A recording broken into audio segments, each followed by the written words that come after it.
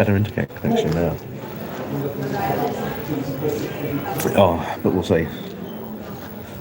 I'm just taking a break.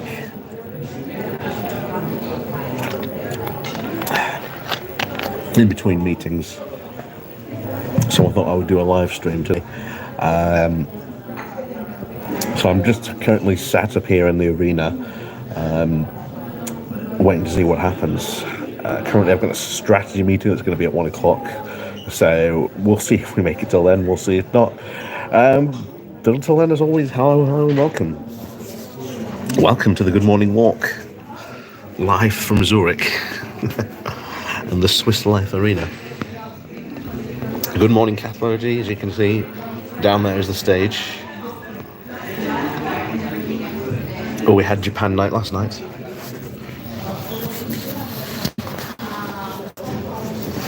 How's the weather in Switzerland? It's been raining constantly, non-stop.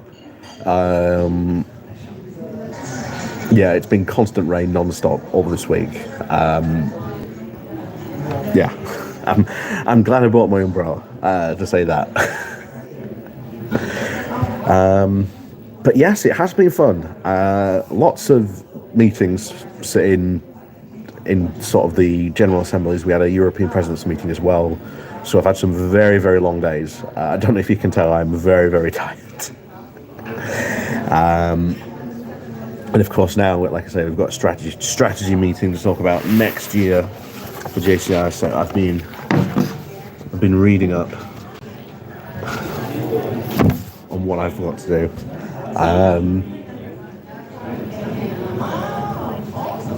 You're looking forward to a good morning walk in Japan in the future. Well, I'm just trying to think.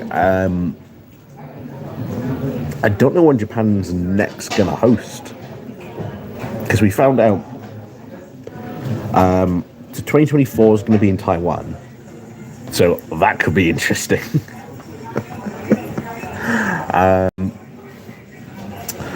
And 2025 is going to be in Tunis, so that could also be quite fun. A lot cheaper than Zurich, that's for sure.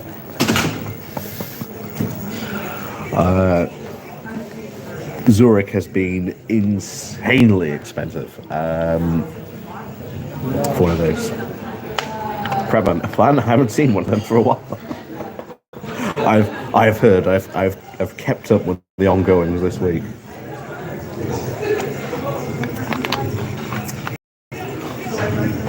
But yes, Braverman's finally gone at last. And of course, bizarrely, and I still don't get the logic and reason behind this, why on earth you bring back David Cameron? I do not understand the logic in this move.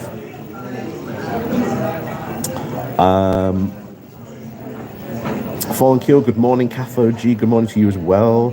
Oh, Forever, good morning to you as well. Crowban, good morning to you. Patrick H, good morning to you as well. Catho G, what does JCI do? JCI is an organisation for people from 18 to 40, and we are a personal development organisation, so we do a lot of business training and things like that. And I have the distinction this year of being the president of the UK. So I'm in charge of sort of the UK, and here I am at the World Conference in meetings and everything going on with regards to sort of JCI. So yeah, fun. It's like being at the UN sometimes. But yes, good morning all. Like I say, if you are joining us, please do hit the like button, hit the share button as well. And I'll say we'll continue on with this. So where to begin? Where to begin on what has been an absolutely awful week? from start to finish, it has been purely awful. And I think we start with Braverman. Braverman was finally gone at last. However, as we said before, this will probably kickstart some form of Tory civil war. I think you saw Angela Jenkins put in or at least she published her letter of no confidence in Rishi Sunak online. and sent that into Graham Bradley. So, of course, the letters are private until, of course, the numbers are reached. But there's been speculation for a while that there's already a couple in. We haven't reached there yet, because obviously at that point, so Bradley will have to come forward and say, okay, we've reached the magic number. It's leadership election time again. So that could be interesting. Yeah, totally fair. I mean, Danny Dyer called David Cameron the C word on TV. Yeah, and Matt Baker asked him, how does he sleep at night? That country file, infamous episode. That's fun. That's always fun. But of course, who do you replace Suella Braverman with? Well, instead of maybe looking at your party, instead you decide you're going to get James Cleverly, and you're going to move him from the Foreign Office at a time when you really do need some sort of continuity, especially now with sort of what's going on in sort of Gaza, what's going on in sort of Ukraine. You need a bit of continuity. It's kind of important. So instead you move him from the Foreign Office to the Home Office. And I will tell you now, Cleverly does not want this job. Absolutely. He does not want to be in the Home Office. He wants to be in the Foreign Office. He's said that on plenty of occasions. That's his dream job. That's the one he wants. That's the position he wants to be in. And of course, his infamous comment of calling the Rwanda plan completely batshit. And now, of course, he has to now back a plan which he doesn't believe in.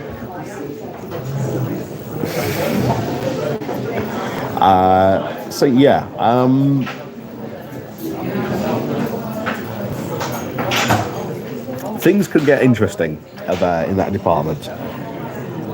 But in terms of Maximilian Robespierre, good morning to you. Good morning. Good to see you in chat. Good morning. Oh yes, and to everyone else, please do remember to click the like and share button as well. But yes, interesting kind of obviously developments then came when, out of nowhere, David Cameron comes right into the rescue. Yes, never fear, because David Cameron's going to save us all. And to be honest, that thought should fill you with dread. The idea that David Cameron could somehow manage to save the foreign policy position of the UK. It's debatable at best. I walked all the way to Zurich. No, I didn't walk that far. But no, I do wish I had taken the train here. I was speaking to some of the other people here at the conference, and they showed me some of the videos that they'd taken of the train coming up here into Zurich. Really, really good. In fact, side note tangent. Just this morning, it has been announced that we are being denied cheaper rail fares because of Brexit. Why? Well, this shouldn't be new. You may remember it was right at the very start of this, since we've talked about Eurotunnel, right at the very start. But essentially what is happening and what the problem is it's not capacity on the tracks. So HS1, because we actually built HS1 properly, not just completely abandoned it like we did HS2, HS1 has capacity, so that's fine. It's got nothing to do with the tunnel, that's fine, that's perfectly fine. What the problem is at London St Pancras. Because if you've ever taken a train into London St Pancras, especially from Sheffield or anything on the East Coast Main Line, you come into London St Pancras, and when you come down from those platforms from London St Pancras, what do you walk behind? What do you see as you go down those elevators? You see the absolute lines that are queuing up for Eurostar, and it is this lack of capacity in London St Pancras that is causing these not only massive delays, trains aren't taking off at full capacity. it's bonkers. And right at the very start, the team that are behind St Pancras came out and said, we cannot physically run these checks. There are just too many checks for us to do. We cannot expand any more further.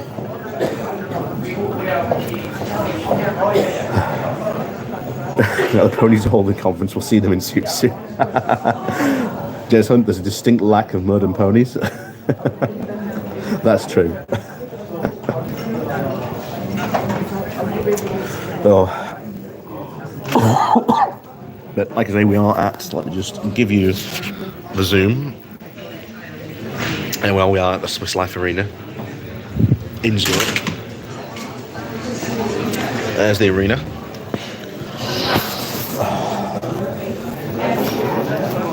There we go. So, obviously, trouble at Eurostar is going to have a big knock-on effect, especially if you want to travel to Europe, and that means rail fares and rail tickets for Europe are now going to go up because of that, because there is a distinct lack of capacity at London St Pancras. So, joy of joys, once again. The arena is to be full of muddy horses. Oh, I wish. It'd be fun to see some ponies out here. But never mind.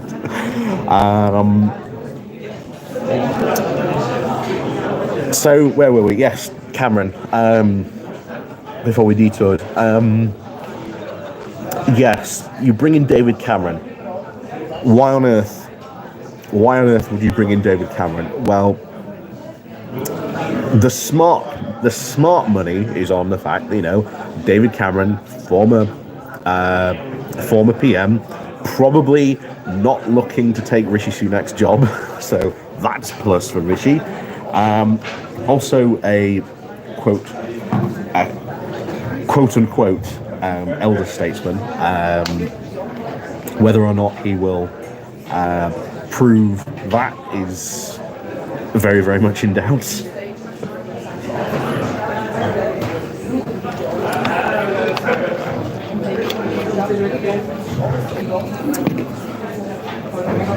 Because first things first, if you are Rishi Sunak and you want someone who is clean, scandal clean, and you are picking someone outside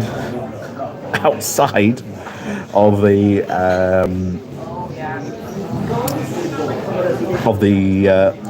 Patrick H. Yeah, I was looking at Eurotunnel prices last week. The best deal I could get on times that I wanted was £220, and the ferry was £135. Guess which one I'm taking? Yeah, I'm not surprised. But here's the thing: Dover is over capacity as well. So there's problems at Dover. It's everywhere. It's massive problems. Bakura, hey there, how's Zurich been? Zurich's been alright. Zurich's been very, very good. It's rained a lot though. Rained a lot.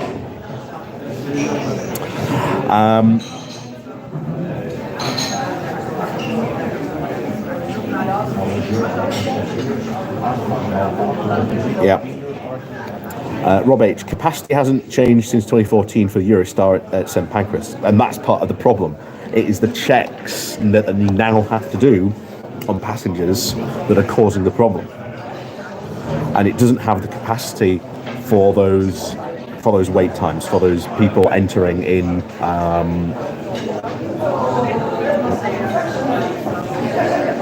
No, not yet.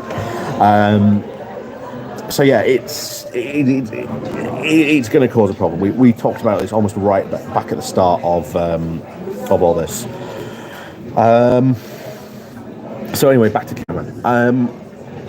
Yeah, if you wanted someone squeaky clean and someone who wasn't out for your job, the last person you would have probably picked was David Cameron. A lot of people were quite surprised he hadn't picked William Hague. In fact, the rumour is that William Hague had been asked first, he'd turned the job down. And of course, that clears the way for David Cameron. Now, the big problem is is Cameron brings a lot of baggage with him, a lot of baggage with him, because you might remember, or you might have forgotten, the Greensill scandal, one of the biggest lobbying scandals in the UK. Who is the prime culprit in all this, and at the centre of that entire thing is David Cameron. By the way, that court case is still ongoing. Journalists are going to start digging that up. They're going to start looking into that more, and oh boy, that could cause huge problems. Also, what's David Cameron been up to between 2016 and now? What other, shall we say, naughty things has he been up to in the meantime? We don't know. But needless to say, it could prove quite interesting. It could prove quite interesting if these lobbying scandals start coming up one after another, because he's going to be forced probably to get rid of Cameron. And then the question is, who do you put in next? You know, the revolving door of cast of characters. Who's next for the position? Another interesting fact: we have now actually achieved a remarkable achievement, because we have had 8 different Home Secretaries in 8 years. So we have managed to achieve 8 Home Secretaries, different Home Secretaries, in 8 years. That's one a year. And I don't think there is any other country in the world that has that kind of churn of politicians or even ministers, except in the UK at the moment.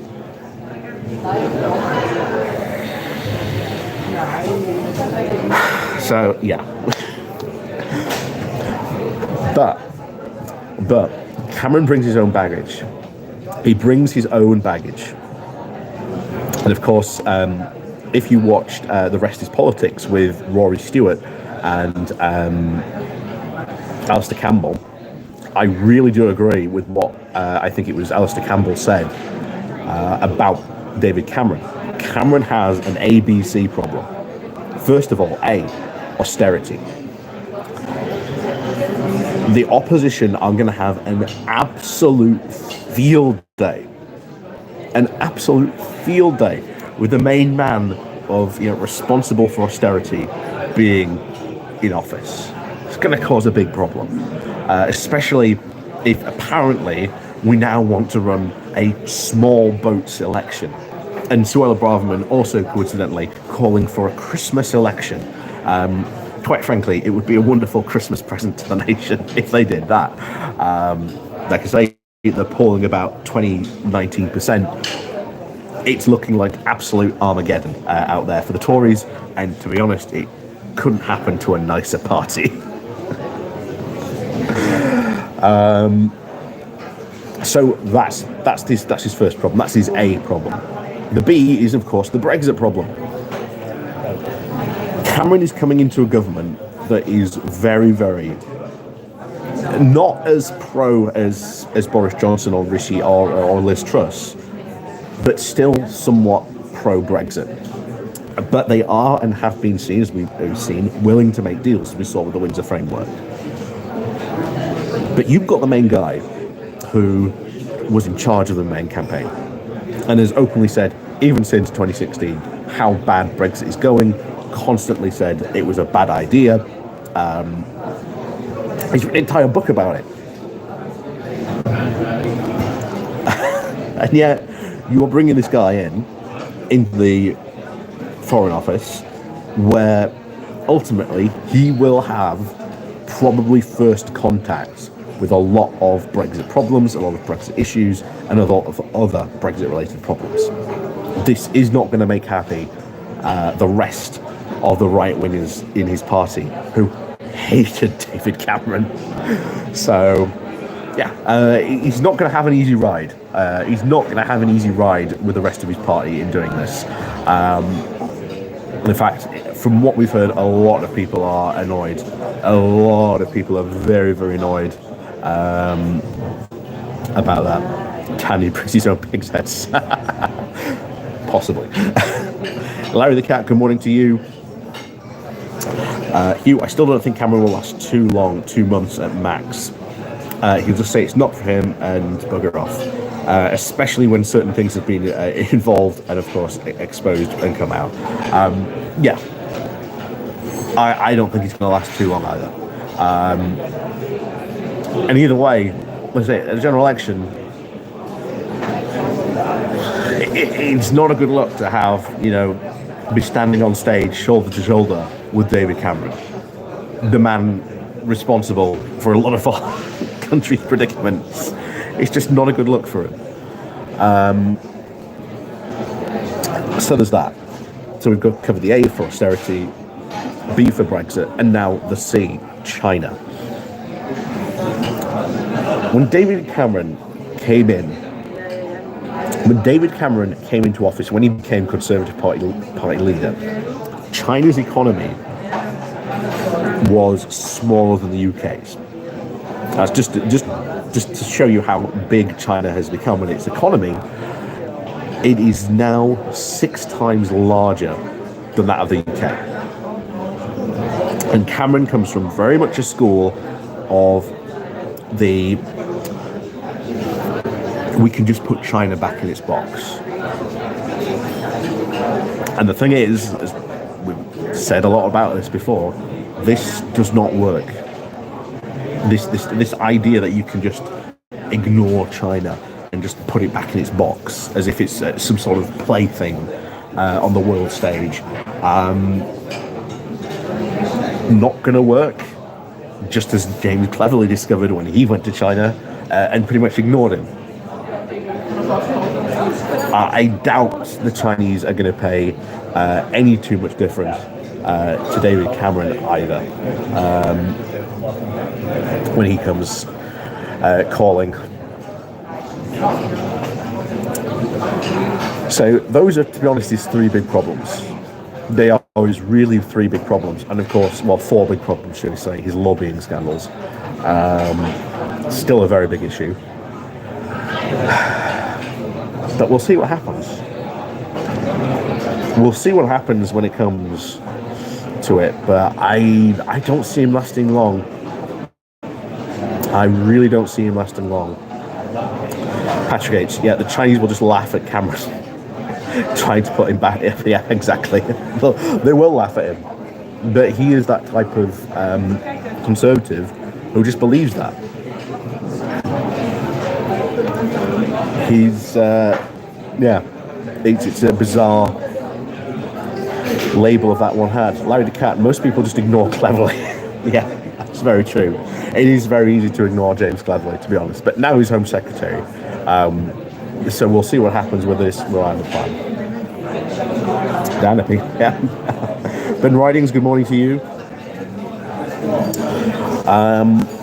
But yeah, it's an interesting time, to say the least. Because in getting rid of Braverman, he actually showed he had a bit of backbone. The only problem then became was the fallout, and then he appointed David Cameron. Does not make him look. It doesn't, to be honest, make him look good. I mean, the fact that David Cameron's a former Prime Minister, there's questions now whether Cameron will be the big fish in Rishi Sunak's tiny pond. And how much of his weight is he going to throw around in the Cabinet Office?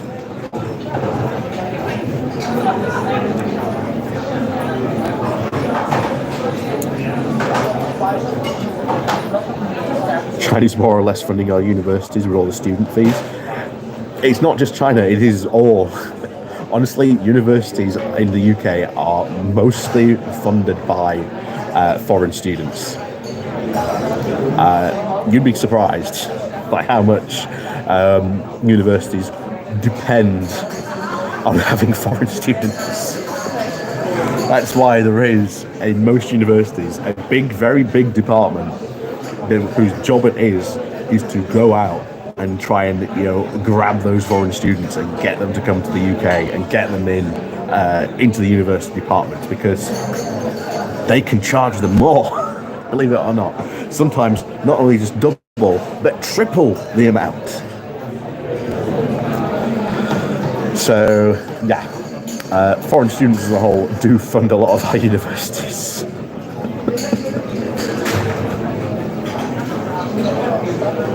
Yeah, if you think £9,000 a year is bad, yeah, just look at the foreign. Yeah, exactly, Patrick. It's honestly, it's insane. It really is. But they get away with it. They get away with it all the time because people want to come here and study. Well, I say here, we're in Zurich, but people want to come to the UK and study. And as I've said before, I think if people come to the UK and study, they should get the opportunity to stay, an opportunity to become a UK citizen. Because what happens? They come here, they go to the university, get all that knowledge, and then they go back to their own country and use that knowledge in their own country. That's a very, very interesting form of brain drain that's going on in the UK because of that. What we want them to stay after their degree's done so that they can put their degree to use in our country. Because that would make things better. Let's see. Universities are Britain's best export. Yep, they are. Dan, I'm convinced on having, they keep on having reshuffles so that the mud never sticks on any of them when the departments fall. Explain Theresa Coffey. Explain Theresa Coffey. Theresa Coffey has been the biggest failure for a long time in our government, and yet she somehow survives. She is like the cockroach. You just cannot get rid of her. No one seems to want to get rid of her, and yet she's a holdover from the Liz Truss days.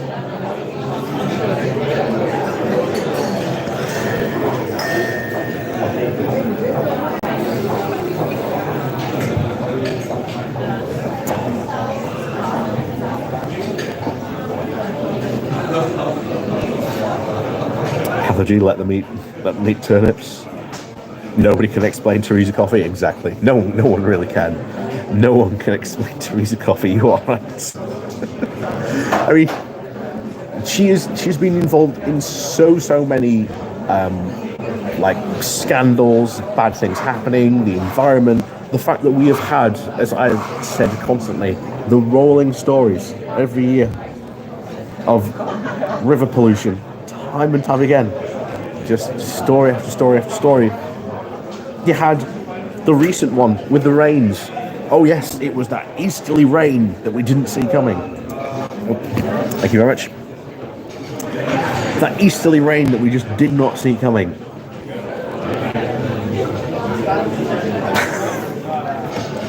And then she did a little sympathy tour where she couldn't even look people in the face. Yeah.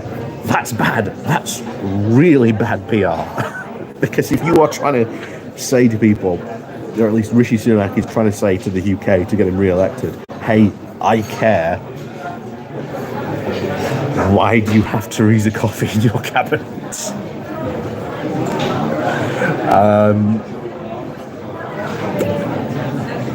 Honestly, it's mind-blowing. It really is. It's absolutely mind-blowing. Anyway, I just need to check what time it is.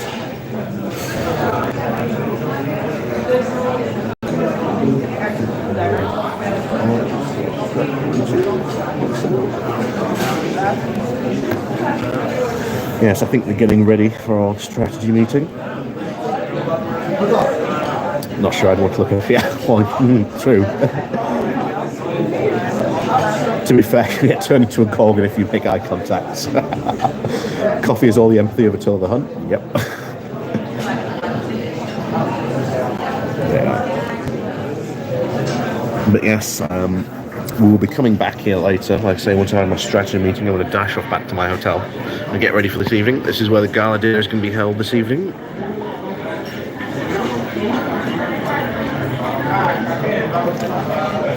What else?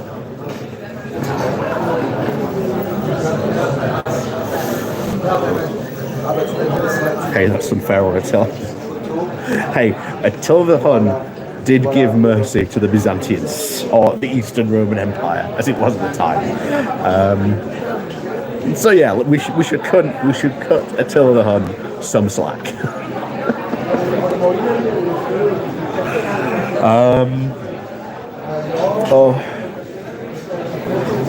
What else do I want to talk about this morning? I don't know. Like I say, I've tried to keep up with stuff that's going on, but I've also been in meetings all this week. So, like I say, I hope you've enjoyed this impromptu live stream. Live, like I say, from the JCI World Conference in Zurich 2023. It has been fun, and like I say, you can see, I don't know,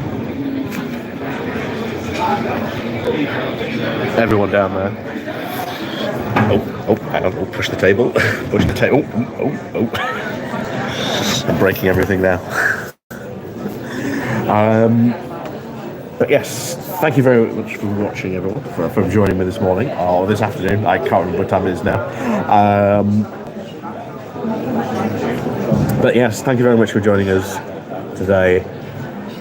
And of course, we'll see you next Saturday, where we will be returning, of course, back to the field. We won't be in these nice surroundings.